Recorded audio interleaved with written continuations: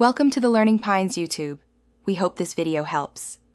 You begin by confirming which Apple ID and Game Center account the game uses, because unlinking affects progress and social data. Once done, back up any local saves. Make sure you know whether the app stores progress in iCloud or locally. Now open Settings, tap Game Center, and view the signed-in account.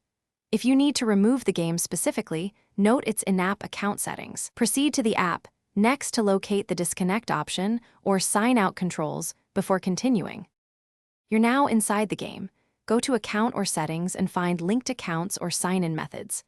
Look specifically for Game Center, Apple Sign-In, or a Connected Accounts area because those control the link.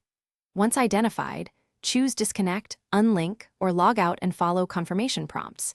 This severs the in-game association while leaving your Apple ID intact.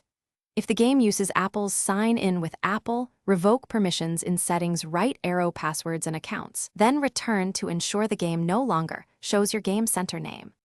To finalize, sign out of Game Center in Settings so the device won't reattach automatically. Then restart the game to verify it prompts for a new sign-in. If the app still shows your old account, reinstall the app and clear its local data, then restore any backups you made earlier. If unlinking fails, revoke the app's access under your Apple ID settings or in Passwords and Accounts and contact the developer or Apple support. One troubleshooting tip: force quit, reboot, and try unlinking again before drastic steps. Thanks for watching. Consider subscribing if we helped you.